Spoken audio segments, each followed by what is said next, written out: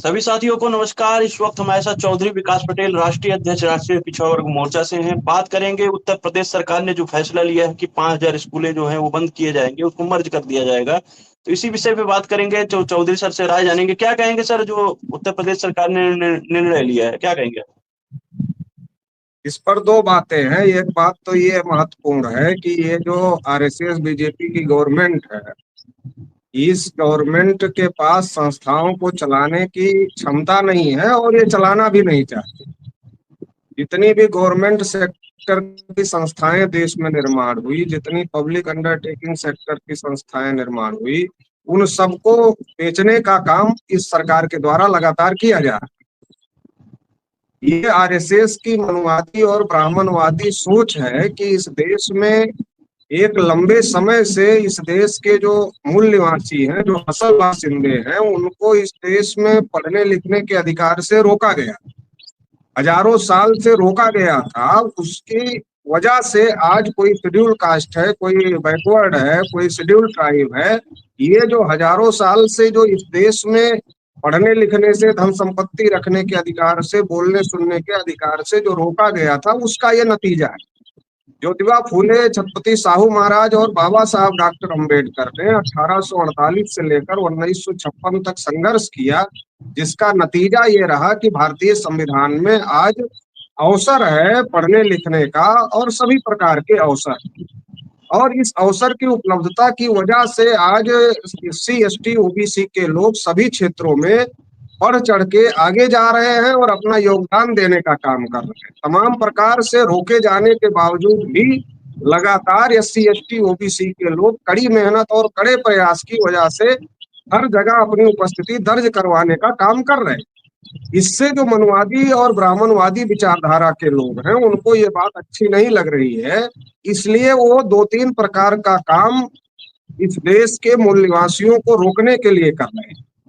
उसमें से एक बड़ा काम वो कर रहे हैं कि जहां जहां मूल निवासियों की बस्तियां हैं, वहां दारू के ठेके खोलने का काम। दूसरा काम वो कर रहे हैं कि नशा फैलाने का काम पूरे देश भर में कर रहे हैं। तो एक तरफ नशेड़ी बनाने का काम पूरे देश भर में चल रहा है और दूसरी तरफ धर्म का नशा भी बहुत बड़े पैमाने पर फैलाने का काम और धर्म के नशे का शिकार बनाने का काम किया जा रहा है।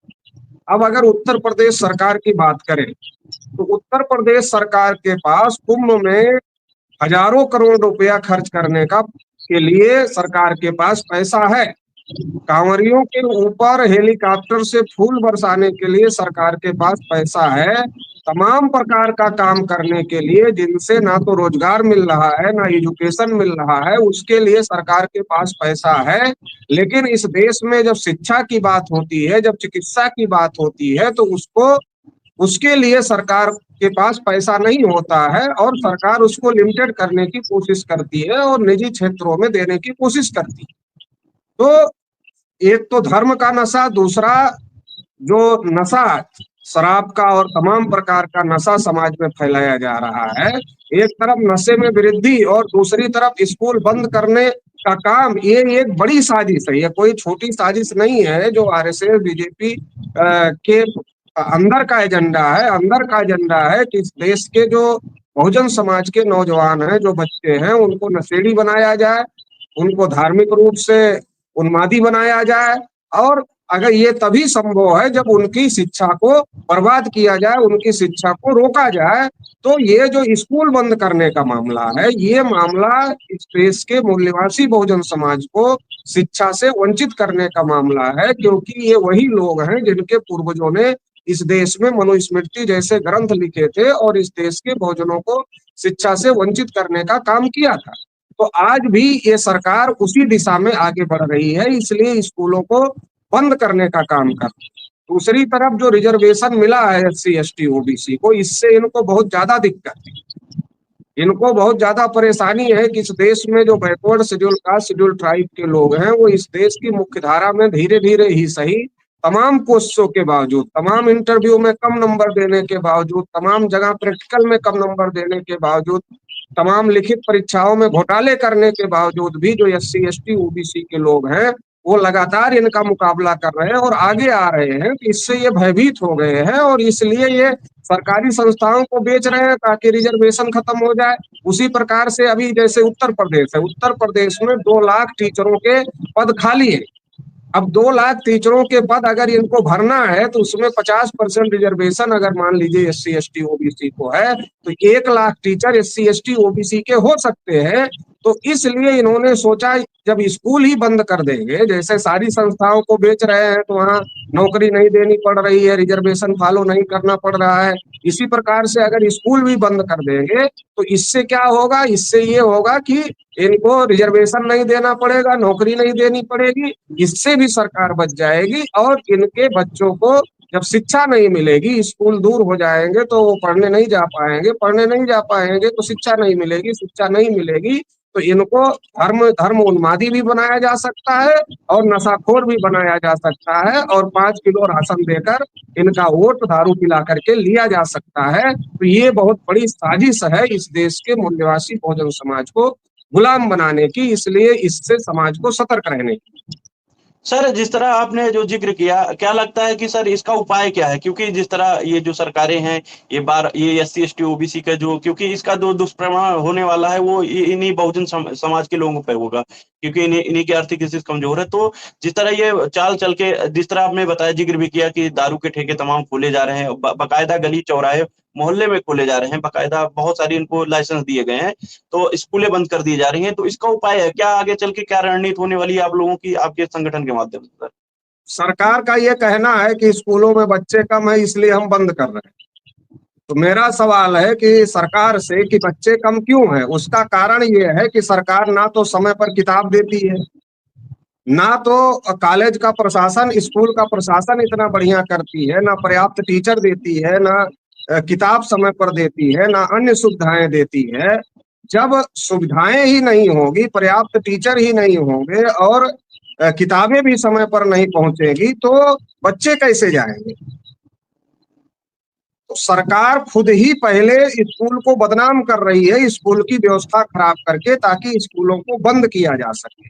तो ये जो साजिश है, ये सोची समझी साजिश है और इसका ठीकरा केवल टीचरों के ऊपर फोड़ा जाए कि टीचर बच्चे नहीं ला पा रहे हैं इसलिए ऐसा हो रहा है। चलो, अगर टीचर बच्चे नहीं ला पा रहे हैं तो टीचर का काम पढ़ाना है, आप हर गांव में प्रेरक नियुक्त करो, जो प्रेरक बच्चों को लेकर के आए स्कूलों में अपने अपने गांव से, उसके लिए प्रेरक की नियुक्ति की जा सकती है। दूसरा, अगर जो प्राइवेट स्कूल हैं उनके बराबर या उनसे बेहतर शिक्षा अगर गवर्नमेंट स्कूल देने लगे तो फिर तो उसमें एडमिशन के लिए लाइन लग जाएगी। जैसे नवोदय है तो बहुत उसके लिए परीक्षा होती है, ऐसे तमाम स्कूल हैं जो सेंट्रल के स्कूल हैं उनमें उनके लिए भी बहुत मारामारी रहती है एडमिशन के लिए। तो इसका मतलब यह है कि अगर आप बेहतर एजुकेशन देंगे तो लोग आपके पास आएंगे, लेकिन सरकार बंद करना चाहती है, इसलिए वो स्कूलों में अव्यवस्था करती है पहले, फिर उसको बदनाम करती है और फिर उसको, जैसे पहले किसी कुत्ते का प्रचार किया जाए, कुत्ता पागल हो गया, पागल हो गया, पागल हो गया, फिर एक दिन कुत्ते को मार दिया जाए तो सबको लगेगा कुत्ता पागल था, मर गया, अच्छा हुआ। वैसे ही स्कूलों की पहले बदनामी की गई और फिर अब इसको बंद करने की साजिश की जा रही है, बंद करने का षड्यंत्र किया जा रहा है। जबकि अगर सरकार चाहे तो इसको सुधार सकती है। कई स्कूल, तमाम स्कूल ऐसे चल रहे हैं जिनका कोई मानक पूरा नहीं है, वो प्राइवेट स्कूल हैं, उनको चलाया जा रहा है। तो ये बहुत सारी कमियां खामियां सरकार के द्वारा है, तो इसको रोका जाना जरूरी है और स्कूलों को किसी भी स्थिति में, किसी भी परिस्थिति में बंद नहीं होना चाहिए। स्कूल चलने चाहिए, स्कूलों में जो भी कमी है उन कमी को पूरा करना चाहिए, बच्चे स्कूल में जाएं, इसके लिए हर गांव में प्रेरक नियुक्त करने चाहिए। और अगर स्कूल की एजुकेशन की क्वालिटी अच्छी होगी तो गार्जियन खुद ही अपने बच्चों को स्कूलों में भेजने का काम करेंगे, उसकी गुणवत्ता में सुधार करना चाहिए।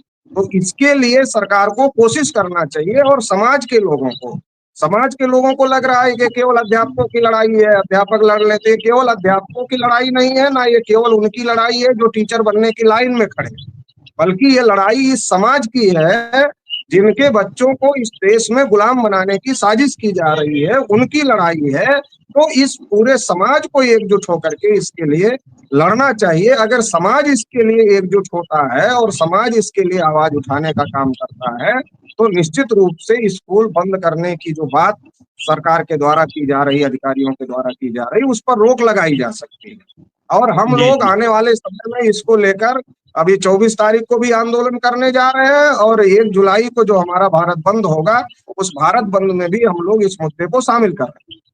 जी, जी। तो साथियों हमारे साथ चौधरी विकास पटेल सर थे जिन्होंने बताया कि इसके लिए आंदोलन भी करेंगे। तो साथियों जिस तरह आप देखते हैं कि जिस तरह धर्म की चाशनी में एससी, एसटी, ओबीसी के बच्चों को आने वाली पीढ़ियों को डुबोया जा रहा है और ठेके तमाम खोले जा रहे हैं और देखने को मिलता है कि तमाम प्राइवेट स्कूल हैं उनको हर दिन नए-नए प्राइवेट स्कूल खुल रहे हैं, उसकी फीसें बहुत महँगी है। लेकिन जो प्राइमरी स्कूल है जो जिसमें एससी, एसटी, ओबीसी के बच्चे जाते हैं, वहाँ की सुविधाएँ ना सही कर ये प्राइवेट स्कूल को ज़्यादा तवज्जो दे रहे हैं, उसकी सुविधाएँ बढ़ा रहे हैं। तो इसका कारण इसका जो परिणाम है आने वाले समय में देखने को मिलेगा।